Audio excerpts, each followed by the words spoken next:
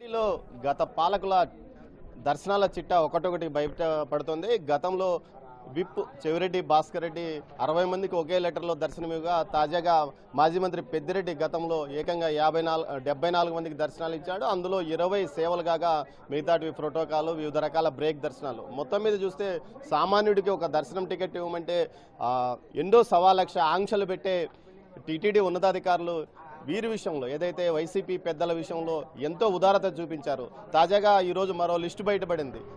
మాజీ మంత్రి పెద్దిరెడ్డి రామచంద్రారెడ్డి మంత్రిగా ఉన్న సమయంలో ఒకే రోజు 74 మందికి దర్శనాలు కల్పించడం ఒక రికార్డుగా చెప్పుకోవచ్చు. దీనిపై మరిన్ని విషయాలు మాట్లాడడానికి మనతో జనసేన తిరుపతి ఇన్ఛార్జ్ కిరణ్ రాయలు ఉన్నారు.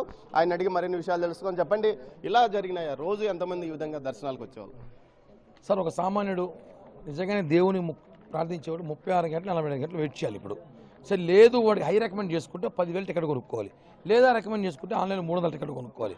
ఇక్కడ అది కూడా అలా చూసారు, తోసేస్తారు భక్తుల్ని. దేవుని చూసినట్టు ఉండదు. అలాంటిది ఈ 5 ఏళ్ల పరిపాలనలో వీళ్ళు ముఖ్యదేమో జీసస్ని, వీళ్ళ ముఖ్యమంత్రి ఏమో, కానీ వ్యాపారం మాత్రం ఈడ వెంకటేశ్వర వ్యాపారాలు, లాబింగ్లు. ఉదాహరణకి మా జిల్లా మంత్రి, ఉమ్మడి జిల్లా మంత్రి పెద్దిరెడ్డి రామచంద్రారెడ్డి గారు, ఇక్కడ 3 మంత్రులు ఉన్నారండి. ఈయన ఒక్క రోజుకి 74 మందికి దర్శనాలు, దాంట్లో 18 సేవా టికెట్లు. తోమల సేవ చూసి తిరుపతి స్థానికుడు పుట్టి పెరిగి నేను తోమల సేవ చూడాలని నా 40 ఏళ్ళ కోరిక, ఇంతలో చూడాల. చాలామంది ఇక్కడ చాలామంది మీడియా మిత్రులు ఎవరు చూస్తుంటారు తోమల సేవ ఎంతవరకు ఈ గత 5 ఏళ్ళలో కానీ గతంలో కూడా. అలాంటిది ఒక రోజుకి 4-5 సేవా టికెట్లు, అర్చనలు, అభిషేకాలు, ఆ ప్రోటోకాల్ టికెట్లు. ఏందండి అసలు? అసలు దేవుణ్ణి దర్శనం చేపిస్తారా? బస్సులు వేసుకుని తోలుకొని మీరే చూపిస్తారా? ఏదో పెద్దిరెడ్డి ట్రావెల్స్ లాగా? తప్పండి ఇవన్నీ ఒకటి కాదు. ఇంకా రోజా గారు ఉన్నారు, ఆమె అయితే ఎప్పుడు ఆ మాడా వీధిలో తిరుగుతూ ఉంటుంది. వెంకటేశ్వర స్వామి తిరుగుతాడు తెలియదు. నారాయణ స్వామి ఉన్నాడు, వారంలో 3 రోజులు ఈడే ఉంటాడు ఆయన. వీళ్ళంతా చిట్టా బయట తీయాలి. అంటే వీళ్ళు నిజంగా దేవుడి మీద భక్తుండి వస్తున్నారా, లేకపోతే మరేదైనా దేవుని చూపించి వ్యాపారం చేస్తున్నారు? దళారులుగా మారిపోయారు మంత్రులు.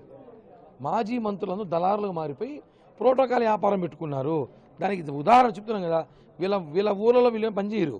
వీళ్ళు ఢిల్లీ నుంచి, ముంబై నుంచి, ఢిల్లీ ఆ పక్క నుంచి వేరే దేశాల నుంచి మన జనాలు పట్టుకొచ్చి ఇక్కడ దర్శనం చేయించి వాళ్ళ లాబింగ్, కార్లు కొనిచ్చుకోవడము, లేకపోతే ఒక 100 ఎకరాల సైట్ రాసుకోవడము, బంగారు కొనిచ్చుకోవడము, వడ్డాణాలు కొనిచ్చుకోవడంలో ఇవి చేస్తారు.